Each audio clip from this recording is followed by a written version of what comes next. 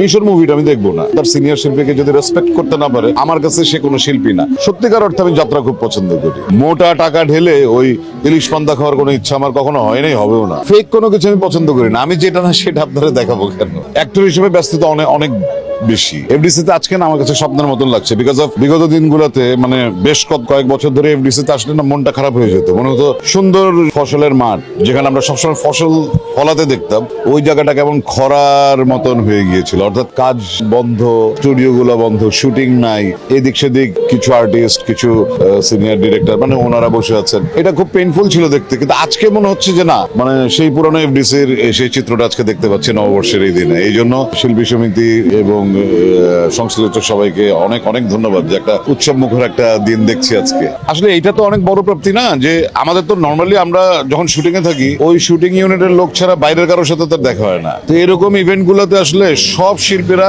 আমরা একদিন একত্রিত হই এবং আমরা সবসময় কথা বলি যে we are a big family. অঙ্গনটাই আমাদের পরিবার, এটা মুখে কথা হয়ে যায়, কিন্তু এরকম ইভেন্ট গুলো যখন হয় তখন আসলে মনে হয় যে না, উই আর এ ফ্যামিলি। কারণ আপনি দেখেন এখানে সব শিল্পী, সব সেলিব্রিটি নন সেলিব্রিটি একসাথে একই জায়গায়, এবং প্রত্যেকের মুখে দেখেন হাসিটা মানে অমলিন, মানে একই রকম হাসি সবার।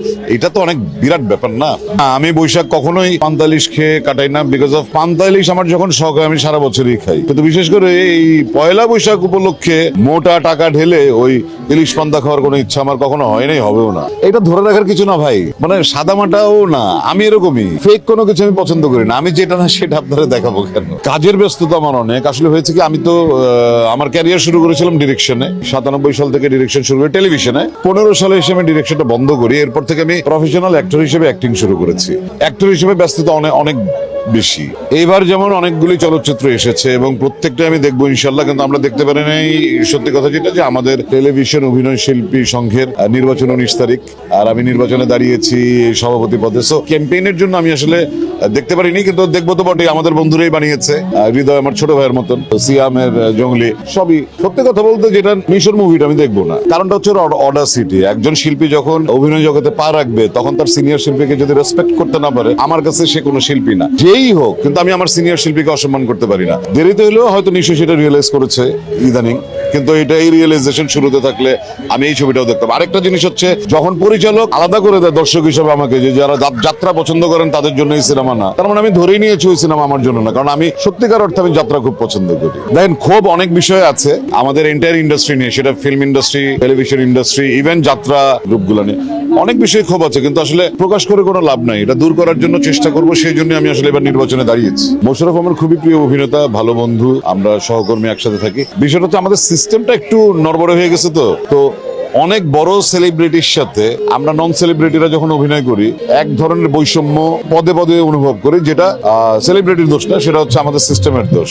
তো সেই জন্যই আমি এই কথা বলেছিলাম। মানে আমি আমার জীবনে একটা শিক্ষা পেয়েছি অভিনয় জগতে আসার আগেই বা ডিরেকশন দেওয়ার আগেই, সেটা হচ্ছে মানুষ হিসেবে মানুষকে মূল্যায়ন করতে হবে।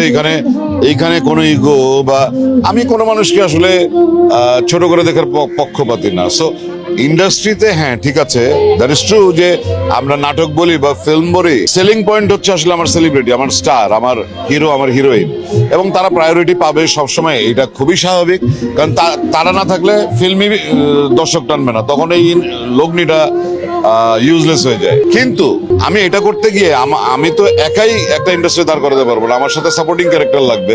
সো তাদের ন্যূনতম সম্মানটা যদি আমরা দেখাতে না পারি, তাহলে আসলে ইন্ডাস্ট্রি এই যে আজকের যে অবস্থা দেখছেন এই অবস্থায় থাকবে। তো আমি যদি উল্টায় বলি যে এখন অনেকেই মনে করছে খুব খারাপ অবস্থা, তার মানে হচ্ছে ভালো অবস্থায় যাওয়ার একদম স্টার্টিং পয়েন্টে আমরা আছি। আমরা যদি এখন একটা দৌড় দিতে পারি, আমরা ভালো অবস্থায় যেতে পারবো।